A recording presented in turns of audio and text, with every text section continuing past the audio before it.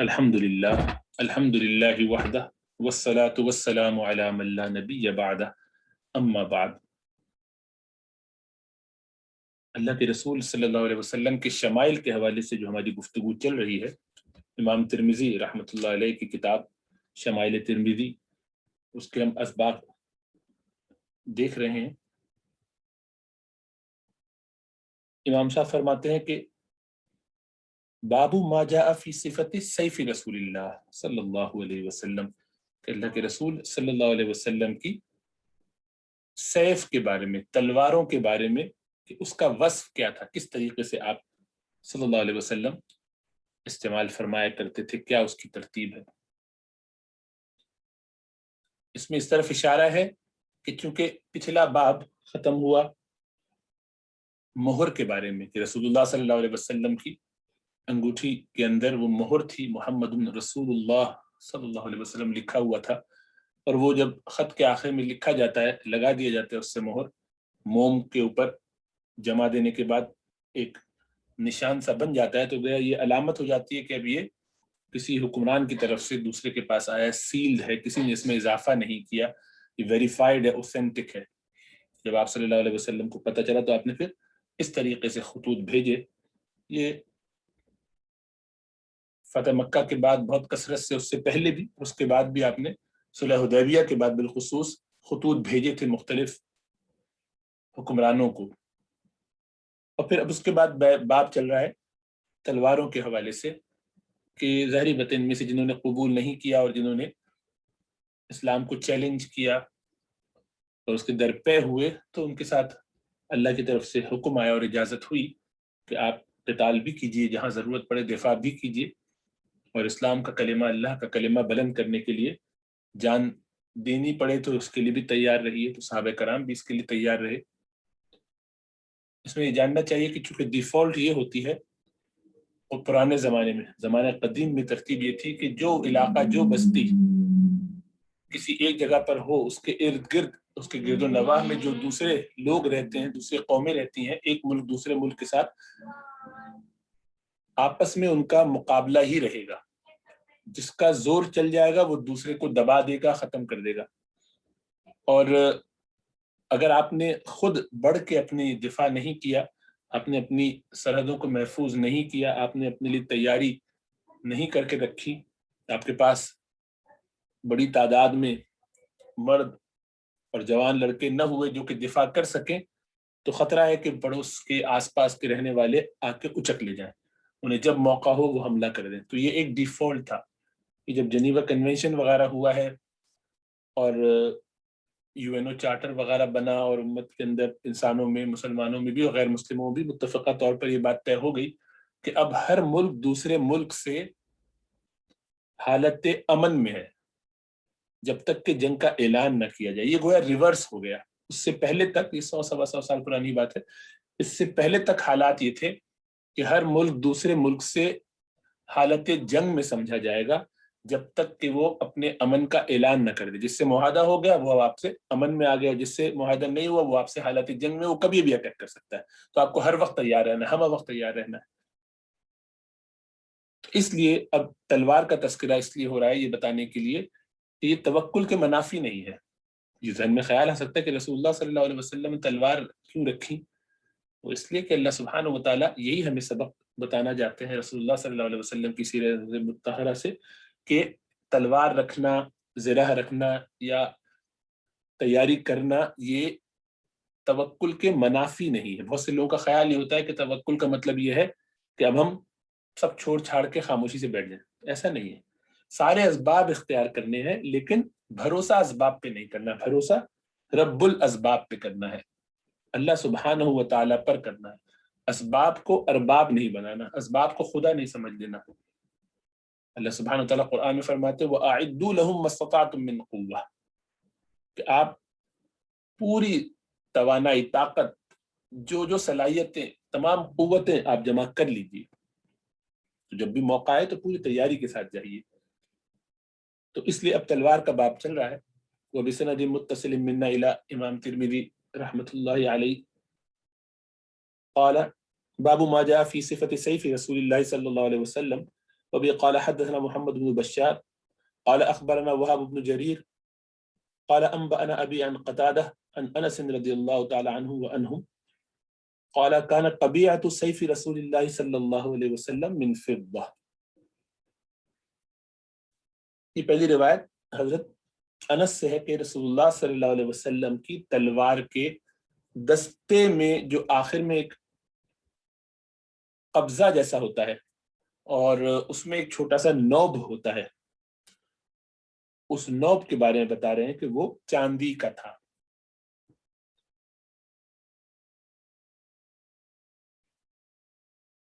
رسول اللہ صلی اللہ علیہ وسلم کے پاس مختلف روایتوں سے پتہ چلتا ہے کہ 10 اور بعض سے پتہ چلتا ہے کہ 12 تلواریں تھیں، اور ان کے نام بھی باقاعدہ متعین ہے، نام بھی معلوم ہے. چنانچہ ایک کا نام ہے معصور. یہ وہ پہلی تلوار ہے جو آپ صلی اللہ علیہ وسلم کے پاس آئی اور یہ آپ کے وراثت میں آپ کو ملی، یعنی آپ کے والد بزرگوار کی تلوار تھی جو پھر دادا، اور اس طرح خاندانی یعنی تھی، آبائی تھی، والد کی تھی یا دادا کی تھی، بہرحال آبائی تھی، خاندانی، اور یہ آپ کے حصے میں آئی. اس کا نام معصور ہے. ایک قضیب تھی، ایک قلعی تھی جو قلعہ کی طرف، قلعہ جو ہوتا ہے کاسل، اس کی طرف منسوب، ایک جنگل کی طرف منسوب. ایک بتار، اسی طریقے سے حتف. ایک مخزم، اور اسی طرح رسوب، سمسامہ، لحیف. یہ نام تو اجنبی ہے، نئے ہیں، لیکن زیادہ معروف نام جو آپ سب نے سنا ہوگا ذوالفقار. اس کو ذوالفقار بھی پڑھ سکتے ہیں اور ذوالفقار بھی. اور اس کی وجہ یہ ہے کہ اس کے پیٹھ میں، اس کے پشت پہ، یعنی تلوار کے پچھلے حصے میں کچھ چھوٹے چھوٹے جوڑ تھے، اور فقار کہتے ہیں یہ جو ہماری ریڑھ کی ہڈی ہوتی ہے، اس کے چھوٹے چھوٹے جو پیسز ہیں جو آپس میں جڑ جاتے ہیں اور اس طرح وہ گویا ایک ہڈی بنتی ہے اوپر سے نیچے تک، تو ان کو فقر کہتے ہیں. فقار، ذوالفقار، فقار والی، کہ اس میں چھوٹے چھوٹے خوبصورت گڑھے تھے، ہڈیوں کی طرح کے، جوڑ کی طرح کے. اور یہ تلوار وہی ہے ذوالفقار جس کو آپ نے رسول اللہ صلی اللہ علیہ وسلم نے، یعنی یہ سیدنا علی رضی اللہ تعالیٰ عنہ کو عطا فرمائی تھی. اور جس وقت آپ فتح مکہ میں داخل ہوئے تو یہی تلوار سیدنا علی کے پاس تھی. یہ اس وقت تو تلوار یہ رسول اللہ صلی اللہ علیہ وسلم کے پاس تھی، لیکن بعد میں آپ نے سیدنا علی کو بھی یہ دی تھی. آپ نے فرمایا تھا کہ میں کل یہ تلوار اس کو دوں گا اور یہ جھنڈا اس کو دوں گا، بلکہ وہاں پر یہ ہے. لیکن یہ کسی موقع پر آپ نے سیدنا علی کو بھی عطا فرمائی اور آپ کے پاس وہ رہی. اسی لیے سیدنا علی کے ساتھ اس کی نسبت ہوئی بہت زیادہ، انہوں نے اس کو بہت محبت سے اپنے پاس رکھا اور استعمال کیا.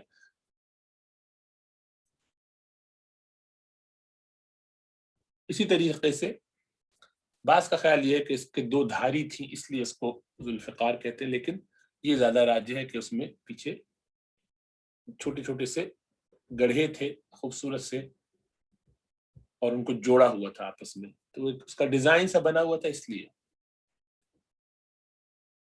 یہ تلوار خود رسول اللہ صلی اللہ علیہ وسلم کے پاس بطور نفل جنگ بدر میں آئی تھی. جنگ بدر میں جب قیدیوں کا اور سارا معاملہ ہوا تو اس میں جو مال غنیمت آیا تو ان میں یہ تلوار بھی تھی جو رسول اللہ صلی اللہ علیہ وسلم کے حصے میں آئی. اور یہ وہی تلوار ہے جس کو آپ نے جنگ احد کے موقع پر، غزوہ احد کے موقع پر خواب میں دیکھا تھا. ملا علی قاری رحمۃ اللہ علیہ فرماتے ہیں کہ یہ وہی تلوار ہے جس کے متعلق آپ نے جنگ احد میں ایک خواب دیکھا تھا کہ اس کی دھار ٹوٹ پھوٹ رہی ہے، اس میں ٹوٹ ہے، توڑ ہو گیا ہے. آپ صلی اللہ علیہ وسلم بیدار ہوئے، آپ نے دیکھا غزوے سے جس پہلے، تھوڑا پہلے، تو آپ کو اس سے اندازہ ہوا کہ میرے صحابہ میں سے بہت قریبی صحابہ بھی شہید ہوں گے، کہ یہ وہ تلوار گویا مجھ سے کٹ جائیں گے، مجھ سے کچھ حصہ میرا دور ہو جائے گا، یعنی شہادت کا درجہ پائیں گے. تو یہ آپ نے خواب دیکھا تھا، اور وہ اسی تلوار کے متعلق تھا. اس کے علاوہ آپ کی 2 اور تلواریں ہیں، یہ دونوں معجزاتی تلواریں. یہ اصلاً تلوار نہیں تھی، اسی لیے اصل تو 10 تلواریں تھیں، لیکن یہ دونوں معجزاتی تلواریں بھی تھیں جو اصل میں درخت کا تنا، درخت کی بلکہ شاخ کہنا چاہیے، شاخ تھی جو آپ نے 2 مختلف صحابہ کو مرحمت فرمائی، ان کے سوال کرنے پر غزوے کے دوران ضرورت تھی اور آپ نے ان کو دی کہ چلو اس سے جا کے لڑو، اور وہ لڑے. ایک کا نام عون اور ایک کا عرجون. تو غزوہ بدر میں حضرت عکاشہ رضی اللہ تعالیٰ عنہ، عکاشہ بن محصن یہ رضی اللہ تعالیٰ عنہ بڑے جید صحابی ہیں، رسول اللہ صلی اللہ علیہ وسلم کے پاس تشریف لائے، فرمایا کہ اللہ کے رسول صلی اللہ علیہ وسلم میری تلوار ٹوٹ گئی ہے اور اب میرے پاس لڑنے کے لیے کچھ نہیں ہے. تو آپ نے درخت کی ایک شاخ تھی وہ اٹھائی وہیں قریب میں، اٹھا کے پکڑا دی، کہا کہ جاؤ اس سے لڑو. یہ خشک شاخ تھی. اور اس اللہ کے بندے کا ایمان دیکھیے، رسول اللہ صلی اللہ علیہ وسلم کی طرف سے تلوار کی جگہ لکڑی ملتی ہے اور یہ لے کے وہی کود پڑتے ہیں میدان کارزار میں بغیر کسی فکر کے. یہ بھی نہیں کہتے اللہ کے رسول صلی اللہ علیہ وسلم میں اس سے کیسے لڑوں گا تلواروں کے درمیان، تو ایک چھڑی ہے کیا کرے گی، وہ بھی درخت کا، ایک کھجور کے درخت سے کیا ہو سکتا ہے، کوئی سوال نہیں کہ وہ بھی سوکھی ہوئی خشک کہ ایک ضرب سے ٹوٹ جائے. لیکن ان کا ایمان، ان کا توکل، ان کا بھروسہ ایسا تھا رسول اللہ صلی اللہ علیہ وسلم کے تربیت یافتہ کہ بس لیا اور لے کے دوڑ پڑے واپس لوگوں میں، اور اس سے لوگوں کو پہ حملہ کرتے تھے. ان کے ہاتھ میں جاتے یہ تلوار بن گئی، ایسی تلوار بنی کہ لمبی اور چمکدار بالکل، کہ یہ رسول اللہ صلی اللہ علیہ وسلم کا معجزہ تھا. اس سے وہ لڑتے رہے یہاں تک کہ اپنی شہادت تک یہ اسی میں. تو بدر میں تو آپ شہید، احد میں تو آپ شہید نہیں ہوئے، تو غزوہ بدر کا موقع ہے، بلکہ آپ چلتے رہے، آپ کئی غزوات اس سے لڑے. رسول اللہ صلی اللہ علیہ وسلم کے بعد جیسے جناب ابوبکر صدیق رضی اللہ تعالیٰ عنہ کا زمانہ آیا تو تب بھی یہ آپ کے پاس ہی رہی، اور اس سے آپ نے باقاعدہ یہ جو منکرین اسلام ہو گئے تھے، وہ لوگ جو اسلام سے نکل گئے تھے، ان میں سے بعض وہ تھے جنہوں نے نبوت کا اعلان کیا تھا. تو مسلمہ کذاب اور اس طرح کے جو لوگ، تو ان کے ساتھ لڑتے رہے انہی تلوار سے، اور اس میں پھر آپ شہید ہوئے مسلمہ کذاب وغیرہ کے ساتھ لڑتے ہوئے اہل ردہ سے. تو وہاں پر بعض روایتوں سے بھی پتہ چلتا ہے کہ آپ نے بھی اس سے بھی ضرب کاری لگائی مسلمہ کو اور بھی کچھ لوگوں کو، جس میں وہ قتل ہوا ہے واللہ عالم. لیکن بہرحال شہادت تک یہ آپ کے پاس ہی رہی. تو یہ اس کا نام العون ہے، عون مدد. تو اللہ کی طرف سے اس میں مدد ہوئی تھی اور وہ لکڑی ان کے لیے بن گئی. اسی پر بلکہ اس واقعے سے پہلے چونکہ رسول اللہ صلی اللہ علیہ وسلم یہ پیشین گوئی حضرت عکاشہ بن محصن کے بارے میں کر چکے تھے. ایک مجلس میں آپ نے فرمایا کہ میری امت کے 70,000 لوگ بغیر حساب کتاب کی جنت میں جائیں گے. تو عکاشہ بن محصن کھڑے ہو گئے، رسول اللہ صلی اللہ علیہ وسلم اللہ سے دعا فرمائی کہ اللہ مجھے ان میں شامل فرما دے. اللہ کے رسول صلی اللہ علیہ وسلم نے فرمایا کہ تم ان میں ہو گئے، میں نے دعا کر دی، مطلب تم نے تقاضا کیا، تمہارے لیے دعا ہو گئی، اللہ تمہیں ان میں شامل کر چکا. اور یہ وہ لوگ ہیں کہ جو اللہ پر بھروسہ رکھتے ہیں، ایسا کہ جیسا پرندے رکھتے ہیں کہ خالی پیٹ گھر سے نکلتے ہیں، پیٹ بھر کے گھروں کو آتے ہیں، اگلے دن کی کوئی فکر ٹینشن ان کو نہیں ہوتی، یہ نہیں سوچتے کہ آئندہ کیا ہوگا. ایسا ایمان، ایسا مضبوط بھروسہ اللہ سبحانہ و تعالیٰ پر. اور اس کا عملی نمونہ بن کے دکھایا سیدنا عکاشہ نے کہ رسول اللہ صلی اللہ علیہ وسلم غزوے کے موقع پر عین گھمسان کا رن ہے، کتنے یعنی برے حالات ہیں، اور اس میں تلوار بھی ہاتھ میں نہیں ہے اور کود پڑتے ہیں. یہاں 313 وہاں 1000 لوگ. آپ اندازہ کیجئے کہ کیا کیفیت ہوگی. اور گنتی کی چند ہی تلواریں تھیں، 2-4 لوگوں کے پاس تلوار تھی، باقی کے پاس اسلحہ وغیرہ کچھ نہیں تھا. بڑی مشقت سے لوگ لڑے ہیں اور اللہ نے خوب مدد فرمائی. اور دوسری تلوار کا نام عرجون، اور یہ حضرت عبداللہ بن جہش رضی اللہ تعالیٰ عنہ کو آپ نے عطا فرمائی تھی، جو آپ کے سالے بھی ہوتے ہیں، زینب بنت جہش کے بھائی ہیں اس لیے، اور آپ کے پھوپھی زاد بھائی بھی ہیں، سگے پھوپھی زاد بھائی، اس لحاظ سے آپ کے فرسٹ کزن بھی ہیں. اور ہمنا جو آپ کی سالی ہیں، نہیں یعنی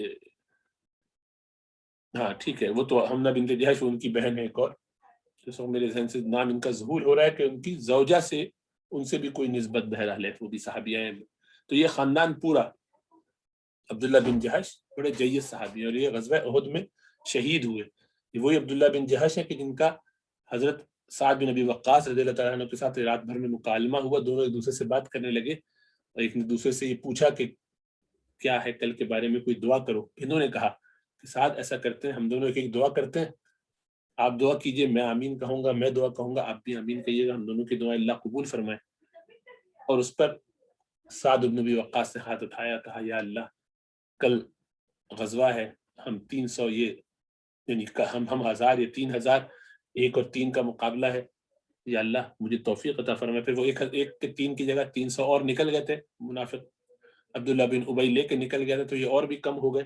بہرحال تو یا اللہ کل جو دشمن سے مقابلہ ہے، بھیڑ ہے، اس کے اندر مجھے توفیق دیجیے کہ میرا مقابلہ ایک بڑے زبردست قسم کے، پہلوان قسم کے، ماہر دشمن سے ہو، اور میں اس سے لڑوں، وہ مجھ سے لڑے، ہم دونوں خوب ایک دوسرے کو ٹف ٹائم دیں، یعنی اچھا مقابلہ ہو آپ کی خاطر، پھر میں اس پر غالب آؤں، اس کو قتل کروں، اور دنیا سے ایک کافر کا خاتمہ کروں جو آپ سے بغض رکھتا ہے، آپ کے نبی صلی اللہ علیہ وسلم کو قتل کرنے کے درپے ہے۔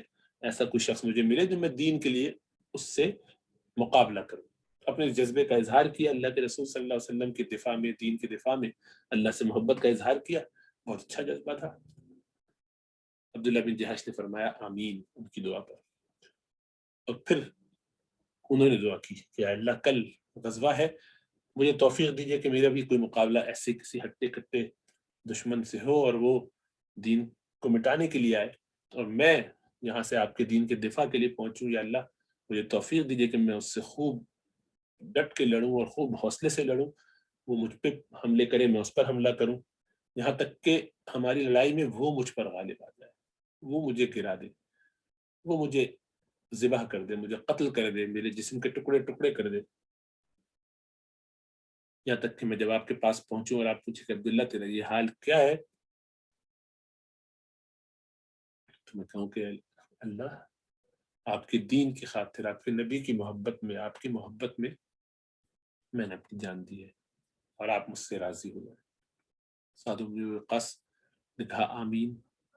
بعد میں یہ واقعہ سعد خود بتاتے ہیں، تو عشرہ مبشرہ میں سے کہتے ہیں کہ واللہ عبداللہ کی دعا مجھ سے بہتر تھی، میری دعا سے بہتر تھی۔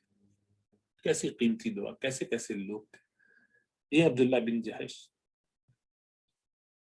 پہچانے نہیں جاتے تھے، اتنے زخم لگے، شہید ہوئے، دعا قبول ہوئی، ان کی بھی اور ان کی بھی، دونوں کا مقابلہ ہوا، دونوں کی دعاؤں کو اللہ سبحانہ وتعالی نے شرف قبول عطا فرمایا، ایک دشمن کا خاتمہ ہوا، ایک سے شہادت کا درجہ پایا، ایک غازی بنا، ایک شہید ہوا۔ اللہ اکبر، کیسے کیسے لوگ ہیں، اللہ سبحانہ وتعالی ان کی قبروں کو نور سے بھر دے۔ نبی اکرم صلی اللہ علیہ وسلم نے ان کو ایک کھجور کا تنا سے کھینچ کے لکڑی دے دی، درخت کی شاخ، بس وہ ان کے ہاتھ میں آئی تو یہ بھی تلوار بن گیا، اور آپ اس سے خوب ایسا لڑتے تھے، اس کا نام عرجون ہے، اسی سے جہاد کرتے رہے۔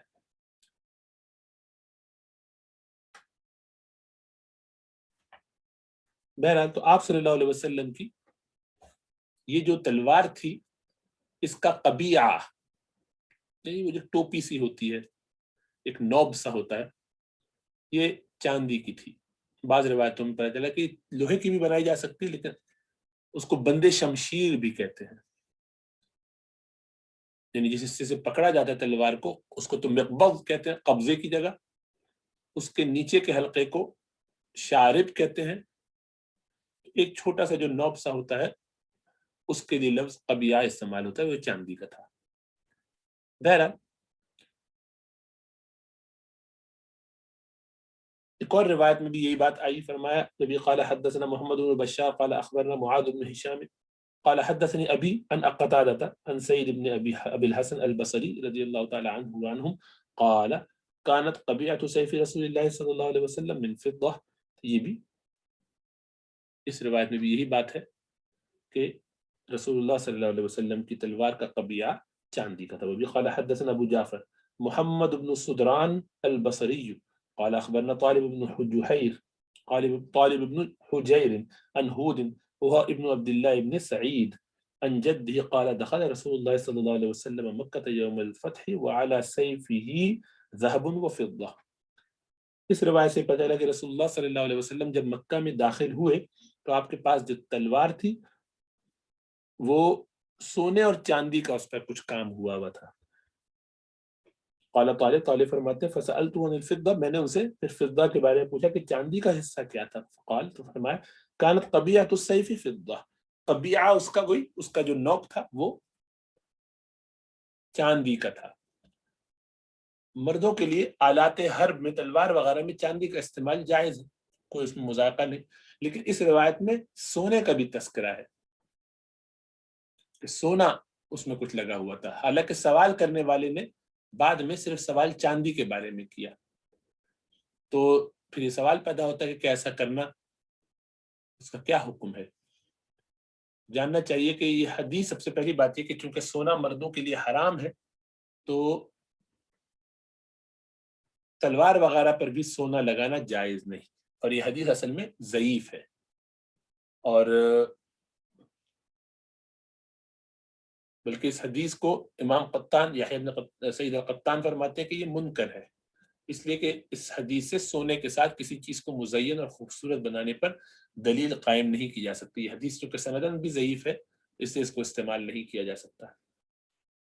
اور اسی طرح علامہ توربشتی فرماتے ہیں کہ یہ حدیث قابل استدلال نہیں ہے، سندن ضعیف ہے۔ پھر یہ کہ رسول اللہ صلی اللہ علیہ وسلم مکہ میں بعثت فاتح کے 8 ہجری کو داخل ہوئے ہیں، اور یہ رمضان مبارک کا وقت ہے، اور اس وقت کعبے میں 360 بت نصب تھے، اور صحیح حدیثوں سے یہ بات ثابت ہے کہ آپ صلی اللہ علیہ وسلم کے ہاتھ میں ایک چھڑی تھی، اور اس سے آپ کعبہ کے ان بتوں کو گراتے جاتے تھے اور یہ دعا پڑھتے تھے، جاء الحق وزہق الباطل ان الباطل کان زہوقا، کہ حق آ گیا اور باطل مٹ گیا، بے شک باطل مٹنے ہی کے لیے ہے اور ہمیشہ مٹے گا۔ یہ پڑھ کر آپ چھڑی سے اشارہ فرماتے جاتے تھے اور گراتے جاتے تھے، اور وہ بت گرتے جاتے تھے۔ تو آپ کے پاس تو جب یہ تھا تو یہ بات درست نہیں لگتی کہ آپ کے پاس تلوار اس وقت چاندی کے ساتھ سونے سے مکس تھی۔ ایک اور آپشن یہ ہو سکتا ہے، یعنی ایک اور توجیہ اس کی یہ کی جا سکتی ہے کہ وہ ایک پانی، سونے کا جو پانی ہوتا ہے وہ چڑھا ہوا ہو تلوار کے کسی حصے پر۔ بہرحال اس سے استدلال کرنا درست نہیں ہے کہ کوئی شخص اپنے پاس کوئی اسلحہ وغیرہ رکھے، گھڑی وغیرہ، اسی طرح کوئی بھی چیز کہ جس میں سونا ہو، اصلی سونا ہو۔ سونے کا پانی الگ بات ہے، لیکن سونا ہو تو وہ جائز نہیں ہے۔ اسی لیے اس روایت میں وہ کسی سے غلطی سے سہون آ گیا، وہ راوی کی غلطی، جو راوی جس کی وجہ سے حدیث ضعیف ہے۔ ورنہ دیکھیے آگے سوال کرنے والے نے بھی، طالب جو ہے انہوں نے، طالب بن حجیر، انہوں نے سوال کس کے بارے میں کیا کہ چاندی کے بارے میں بتائیے، ورنہ وہ سونے کے بارے میں ضرور سوال کرتے ہیں کہ تو زیادہ اہم بات تھی، اگر سونا تھا تو اس کی تو وجہ پتہ چلنی چاہیے۔ بہرحال عباس نے کہا کہ اس میں اصل میں جو چھوٹے چھوٹے سے میخ ہوتے ہیں، یعنی کیلیں جو لگائی جاتی، چھوٹے چھوٹے سے تیل اس کو جوڑنے کے لیے، وہ ان میں سے کچھ سونے کی ہوں۔ بہرحال اس سے استدلال کر کے سونا استعمال کرنا مردوں کے لیے اور اس کو جائز قرار دینا یہ درست نہیں ہوگا۔ وبه قال حدثنا محمد بن شجاع البغدادي قال أخبرنا أبو عبيدة الحداد عن عثمان بن سعد عن ابن سيرين رضي الله عنه وعنهم قال صنعت سيفي على سيف سمرة بن جندب رضي الله تعالى عنه وزعم سمرة أنه صنع سيفه على سيف رسول الله صلى الله عليه وسلم وكان حنفيا۔ وبه قال حدثنا عقبة بن مكرم البصري قال حدثنا محمد بن بكر عن عثمان بن سعد بهذا الاسناد نحوه۔ امام ترمذی فرماتے ہیں کہ یہ ابن سیرین، یہ بہت بڑے تابعی گزرے ہیں، خوابوں کی تعبیر بیان فرمایا کرتے تھے۔ ان کی کتاب، محمد ابن سیرین تابعی ہیں، اور تو ان کی یہ کتاب جو ہے تعبیر الرؤیا وغیرہ کے حوالے سے بڑی معروف ہے، یہ اس کے امام ہیں اس فن کے، خوابوں کی تعبیر بتانے کے حوالے سے۔ وہ کہتے ہیں کہ میں نے اپنی تلوار کو سمورہ بن جندب، جو صحابی رسول ہیں، ان کی تلوار کے مطابق بنائی، جیسی وہ تھی اس کی کاپی کروائی۔ اور سمورہ رضی اللہ تعالیٰ عنہ فرماتے تھے، یہ صحابی رسول ہیں، کہ ان کی تلوار رسول اللہ صلی اللہ علیہ وسلم کی تلوار کی کاپی ہے، اور اس کا سٹائل جو تھا بنو حنیفہ کی تلواروں کے مطابق ہے۔ یہ جو لفظ حنیفہ آیا ہے، یہ مسلمہ کذاب کا جو قبیلہ تھا اس قبیلے سے اس کا تعلق ہے، بنو حنیفہ کے لوگ تھے وہ لوگ، اور یہ جو تلوار بنانے بڑے مشہور تھے۔ اور یہ بھی کہ ان کا اس تلوار کے اندر یہ بات بھی آئی ہے کہ وہ بنو حنیفہ کے اسٹائل پہ تھی اور حبشی اسٹائل کی تھی، اس کی صفت میں حبشہ والوں کا اسٹائل بھی تھا، یعنی ان کے جو تلوار بنائی جاتی تھی وہ بھی اسٹائل اس میں شامل تھا۔ تو بہرحال کاریگر بنو حنیفہ میں سے تھا، اور یہ بھی ممکن ہے کہ وہ تلوار ان کے ہاں سے لائی گئی ہو اس قبیلے سے، اور اس طریقے سے یہ گویا حدیث مرسل بنی ابن سیرین کا کلام ہے جو وہ سمورہ رضی اللہ تعالیٰ عنہ کے حوالے سے بیان فرما رہے ہیں۔ بہرحال اللہ کے رسول صلی اللہ علیہ وسلم کی گویا تلواروں کے استعمال کا सबूत मिला इससे कि आप सल्लल्लाहु अलैहि वसल्लम के पास मौजूद भी थी, और मोमिन का ये जेवर है हथियार वगैरह, तो उसके पास हो, उससे वो निस्बत रखे, ताल्लुक़ रखे, उसको संवारे कि कभी ज़रूरत होगी तो इस्तेमाल करे, जान की हिफाजत, माल की हिफाजत, लेकिन लीगल होना चाहिए ताकि ऐसा ना हो कि जिससे नुकसान उसको हो और उसका इस्तेमाल भी ना हो। इसी तरह से ये सारी सलाहियतें उनमें होनी चाहिए कि वो मजबूती के साथ दिफा कर सकते हों इस्लाम का, इस्लाम की सरहदों का, और उसके लिए जो जो जिस जिस ज़माने में जिस तरह की चीज़ों का इस्तेमाल ज़रूरी है उन सब का फ़न सीखा जाए, लेकिन मशवरे के साथ, बड़ों से मशवरा करके, अहले इल्म से मशवरा करके, अपनी मर्जी से नहीं। उमूमन ये सब काम लोग जज्बाती होकर करते हैं और उसमें हद से भी निकल जाते हैं। मतलब अचानक से शौक हुआ घुड़सवारी सीखेंगे, उसकी आजकल उस तरह ज़रूरत नहीं है, लेकिन सीख रहे हैं फन के लिए, और उसके नतीजे में और बहुत सारी गड़बड़ें कर रहे हैं। शौक हुआ तलवारबाजी, तीरंदाजी सीखने चले गए। अब जारी बात है, ये सब अहम काम ज़रूर हैं और इन सब के अपने फ़वाइद भी हैं, लेकिन इन सब के हुदूद हैं, इन सब को तरीके से किया जाता है। कहाँ वो शरीयत के दायरे से निकल रहे हैं, कहाँ हम जो है वो नफ्स की इत्तिबा में कर रहे हैं, सुन्नत की आड़ लेकर फ़राइज़ को छोड़ रहे हैं, इन कामों में पड़ गए हैं। तो ये सब चीज़ें भी ज़हन में रहें कि हर काम अपनी मर्ज़ी से नहीं करना चाहिए, बल्कि कोशिश करनी चाहिए कि कोई भी काम अपनी मर्ज़ी से न किया जाए, बल्कि बड़ों से पूछ के, मशवरा करके किया जाए, तो उससे फ़वाइद ज़्यादा होते हैं। बहरहाल रसूलुल्लाह सल्लल्लाहु अलैहि वसल्लम का तलवार इस्तेमाल करना, ये इस बात की अलामत है कि आप सल्लल्लाहु अलैहि वसल्लम ने उम्मत के लिए गुंजाइश रखी कि वो तलवार इस्तेमाल करे और फिर अल्लाह पर भरोसा करे। यानी ये ज़रूरी नहीं है ऐसा कोई समझे कि अगर हम तलवार इस्तेमाल करेंगे तो ये तवक्कुल के खिलाफ होगा, नहीं, बल्कि इअक़िलिल जमल, पहले ऊँट को बांधो और फिर भरोसा करो। मतलब भरोसा अल्लाह पर रहेगा हमेशा। जो असबाब इख्तियार किए जाएँ, भरोसा उन पर नहीं होता, वो इसलिए किया जाता है कि उसका हुक्म है। अल्लाह ने दुनिया को एक तरीके पर चलाया है, एक उसका कानून है, वो उस कानून के मुताबिक ही वहाँ काम होगा, तो उसको उसी मुताबिक रखना चाहिए। इसी तरह से अगला बाब, बाबु मा जा फी सिफ़ति दिर्इ रसूलिल्लाह सल्लल्लाहु अलैहि वसल्लम, ये रसूलुल्लाह सल्लल्लाहु अलैहि वसल्लम की ज़िरा के बारे में, जिसको हम उर्दू में ज़िरा कहते हैं, ज़े से लिखते हैं, कि अरबी में उसके लिए दिर, दाल रा आइन आता है।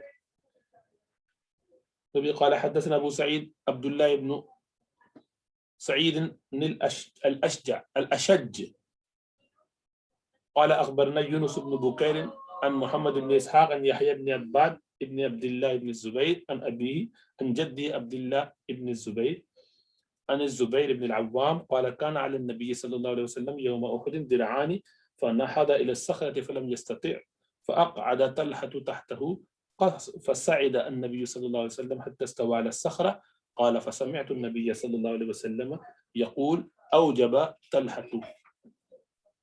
वबी क़ाल हद्दसना इब्न अबी उमर क़ाल हद्दसना सुफ़यान इब्न उयैना अन यज़ीद इब्न ख़ुसैफ़ह अन साइब इब्न यज़ीद अन्न रसूलुल्लाह सल्लल्लाहु अलैहि वसल्लम कान अलैहि यौम उहुद दिरआन क़द ज़ाहरा बैनहुमा। ये दो रिवायत अगले बाब में लाए हैं इमाम तिरमिज़ी रहमतुल्लाह अलैह, और इसमें इशारा इस तरफ है कि रसूलुल्लाह सल्लल्लाहु अलैहि वसल्लम की ज़िरा थी। आप सल्लल्लाहु अलैहि वसल्लम ने बाकायदा ज़िरा इस्तेमाल की। ज़िरा कहते हैं कि ये जो लोहे के छोटे छोटे से उसको बाली जैसी कह लीजिए, जंजीर की तरह जो गोल गोल होते हैं, उनको आपस में पिरो के ऊपर पहन लिया जाता है सीने को कवर करने के लिए, ताकि दुश्मन की तलवार वगैरह का, नेज़े वगैरह का हमला हो भी तो वो जिस्म को न लगे, बल्कि उस पे लग के छलक जाए, जरा इधर उधर हो जाए या लगे तो उससे तकलीफ कम हो। और उसके अंदर दो हलके भी होते हैं कभी कभी सीने को कवर करने के लिए, कि दिल को, फेफड़ों को महफूज रखा जाए, और पीछे की तरफ भी एक उसमें लगा दिया जाता है, ताकि इन दो तीन जगहों पर जो खास हसास और नाजुक जगह हैं, दिल, फेफड़े वगैरह, तो इनको महफूज रखा जाए कि अगर उसमें तलवार, नेज़ा, तीर वगैरह न लगे। तो ये ज़िरा पहनी जाती है, जिसमें ऊपर जैसे चूड़ियां हैं बहुत सारी, वो लगा दी गई छोटी छोटी सी, और वो जंजीर की तरह है, लेकिन नीचे उसमें कुछ लेयर वगैरह भी बना लेते हैं, एक आध बीच बीच में जगह जगह लगा लेते हैं कि ताकि वो भी कुछ महफूज करे। तो रसूलुल्लाह सल्लल्लाहु अलैहि वसल्लम ने उहुद के दिन दो ज़िरें पहनी थी। اور اس کی وجہ سے ظاہری بات ہے لوہے کی 2 زریں آپ پہنے تو آپ کا وزن بڑھ جائے گا. تو آپ صلی اللہ علیہ وسلم کے لیے چونکہ آپ کو تلوار کا وار بھی ہوا تھا اور اس کی وجہ سے کسی نے پتھر بھی مارا تھا تو خود کی لکڑی بھی آپ کے جبڑے مبارک میں گھس گئی تھی تو اس وجہ سے خون بھی کافی بہا اور کافی تکلیف اور پریشانی ہوئی. تیر چاروں طرف سے لوگ پھینکتے رہے اور اس وقت آپ کو یعنی اتنے تیر چاروں طرف سے لوگوں نے برسائے کہ حضرت طلحہ آپ کے سامنے موجود ہوتے تھے اپنے سینے پر ان تیروں کو روکتے تھے. ایسی محبت. بلکہ یہاں تک فرماتے کہ اللہ کے رسول صلی اللہ علیہ وسلم شوق سے دیکھا کرتے تھے کہ کہاں اس تلوار اور تیر ان کی طرف سے آیا جو انہوں نے پھینکا وہ کہاں گیا. سعد بن ابی وقاص بھی وہاں موجود ہوتے تھے, وہ بھی تیر چلاتے تھے, خوب تیر چلاتے تھے. اور طلحہ جو ہے تیروں کو اپنے سینے پر روکتے. یہ 2 لوگ سب سے زیادہ آگے رہے اس موقع پر. طلحہ رضی اللہ تعالیٰ عنہ جو ہیں انہوں نے اللہ کے رسول صلی اللہ علیہ وسلم کے دفاع میں اپنی بہت قربانی دی, 70-80 زخم اٹھائے. اور اللہ کے رسول صلی اللہ علیہ وسلم تکلیف کی وجہ سے اور کمزوری کی وجہ سے اور اس وقت بہت زیادہ حملے ہونے کی وجہ سے چاروں طرف زخم وغیرہ اور پریشانیوں کی وجہ سے اور اتنا ڈبل آپ کے اوپر زرہ تھی تو آپ یہ جو لوگوں میں مشہور ہو گیا کہ رسول اللہ صلی اللہ علیہ وسلم شہید ہو گئے ہیں تو اس کی اصلاح ضروری تھی. تو آپ نے باقاعدہ اس کو واضح کرنے کے لیے کہ ایسی کوئی بات نہیں ہے, چٹان پہ کھڑے ہونا طے کیا تاکہ چٹان پہ لوگ آپ کو دیکھ لیں اور سمجھ جائیں. ورنہ لوگ بہت سارے اس خیال سے کہ رسول اللہ صلی اللہ علیہ وسلم اگر شہید ہو گئے تو اب جی کے کیا کرنا, وہ اپنے آپ کو تلوار وار پھینک کے بیٹھ گئے تو ظاہر بات ہے دشمن کا ٹارگٹ بن گئے. اس سے روکنے کے لیے اور یہ جو ہڑبڑ مچی اور لوگ پریشان ہو گئے تو آپ نے صخرے پر یعنی چٹان پہ چڑھنے کی کوشش کی لیکن آپ نہ چڑھ پائے. تو طلحہ رضی اللہ تعالیٰ عنہ نے آپ کو اس میں اوپر چڑھایا, مدد کی آپ کی. یہاں تک کہ جب آپ برابر ہو گئے تو لوگوں نے دیکھا تو پھر زبیر بن العوام یہ بھی عشرہ مبشرہ میں سے وہ فرماتے ہیں کہ میں نے رسول اللہ صلی اللہ علیہ وسلم کو اس وقت یہ فرماتے ہوئے سنا کہ اوجب طلحہ نے تو اپنے اوپر واجب کر لی, جنت واجب کر لی, اللہ کی رضا واجب کر لی, میری محبت کا حق ادا کر دیا. تو یہ ہے طلحہ. اللہ کے رسول صلی اللہ علیہ وسلم کی بہت 7 نام گنوائے جاتے ہیں مختلف زروں کے. ذات الفضول ایک ہے, ذات الفضول اس کو یہ نام اس لیے دیا گیا کہ بہت لمبا تھا اور یہ وہی ذرا ہے جس کو آپ نے ابو شہم یہودی کے پاس بطور رہن رکھوایا تھا آخری وقت میں, پھر جب آپ کے انتقال کے بعد وہ چھڑوائی گئی. اور یہی ذرا سعد بن عبادہ نے بدر کے دن حضور اقدس صلی اللہ علیہ وسلم کو ہدیے میں دی تھی. اس کے علاوہ ذات الوشاء, ذات الحواشی, فضہ اور سغدیہ یہ سب ہیں. بہرحال یہ جو سغدیہ ہے اس کے بارے میں کہا جاتا ہے کہ یہ داؤد علیہ السلام کی ذرا تھی اور جالوت کے ساتھ جنگ کے وقت داؤد علیہ السلام نے پہنی تھی جو آپ کو بعد میں نسل بعد نسل ملی. اسی طرح بطیرہ اور خرنق. اب اس باب کی جو 2 حدیثیں ہیں ان میں تذکرہ یہی ہے کہ آپ صلی اللہ علیہ وسلم نے بہرحال اس کو پہنا اور خود رسول اللہ صلی اللہ علیہ وسلم نے یہ ثابت کیا کہ ایسا پہننا یا یہ دفاع کرنا اس میں کوئی مذائقہ نہیں, شرعاً ایسا کرنا بالکل جائز ہے, توکل کے منافی نہیں ہے اور اللہ سبحانہ و تعالیٰ کا جو حکم ہے اس کے مطابق یہ عمل ہے. تو بہرحال تو آپ نے تلواریں بھی استعمال کی اور آپ نے زرہ بھی استعمال کی. اللہ سبحانہ و تعالیٰ ہمیں نبی اکرم صلی اللہ علیہ وسلم کی اسوے سے محبت, آپ کے طریقہ کار کو کامل اور شامل انداز میں لینے اور قبول کرنے کی توفیق عطا فرمائے. اپنی مرضی اور اپنے انداز سے نہیں بلکہ ہر چیز جس سے رسول اللہ صلی اللہ علیہ وسلم کا تعلق پتہ چل جائے ہمیں بھی اس سے محبت ہو. اللہ ہم پر اپنا کرم اور فضل فرمائے. رسول اللہ صلی اللہ علیہ وسلم, ان کے اصحاب, ان کے آل, ان کے گھر والے, ان کی بیویاں, بچے, سب پر اللہ سبحانہ و تعالیٰ خوب کرم اور رحمت اور خوب برکت نازل فرمائے اور ہمیں ان سب کا قیامت والے دن ساتھی بنائے, ہم نوا بنائے, ان کے ساتھ ہم مجلس بنائے. اللہ سبحانہ و تعالیٰ سب پر فضل فرمائے. السلام علیکم ورحمۃ اللہ وبرکاتہ.